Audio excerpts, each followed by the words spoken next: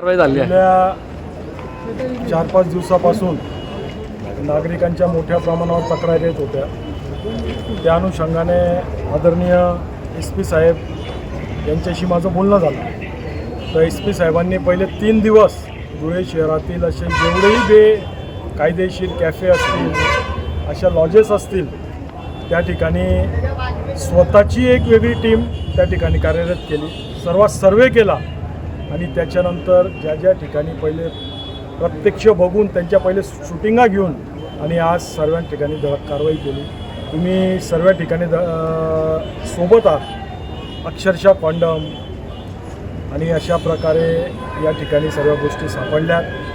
एक चांगल्या घरातल्या मुली यांना खराब करणं आणि आपली संस्कृती खराब करणं हे जे प्रकार थोड्याशा पैशांसाठी हे निर्लज्ज लोक करतात, अशा लोकांची कुठलीच गय करू नये अशी मी SP साहेबांना विनंती करतो आहे आणि यांच्यावर कडक कारवाई होणारच. आणि जेवढंही अनधिकृत आहे हे महापालिकेच्या माध्यमातून आजपासून तोडायला सुरुवात होईल. आणि माझी बाकीच्या ज्या राहिले असतील, ज्यांचं आम्हाला अजून माहिती पडलं नसेल, त्यांनाही हात जोडून विनंती करतो का थोड्या पैशांसाठी आपली हिंदुत्वाची संस्कृती खराब करू नका.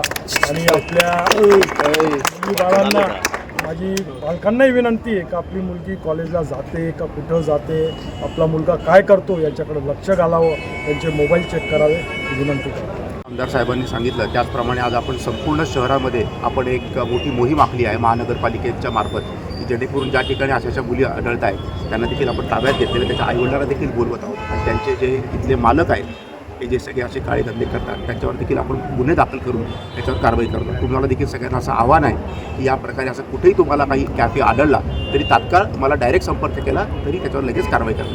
थँक्यू. ठळक घडामोडींसाठी देशोन्नती न्यूज चॅनलला सबस्क्राईब करा आणि बेल आयकॉन प्रेस करा. मुंबई, पुणे, नागपूर, मराठवाडा असो का विदर्भ, राजकीय, सामाजिक, शैक्षणिक क्षेत्र असो का क्रीडा, सर्वच घडामोडीचे विश्लेषण पाहायला विसरू नका. फक्त देशोन्नती न्यूजवर.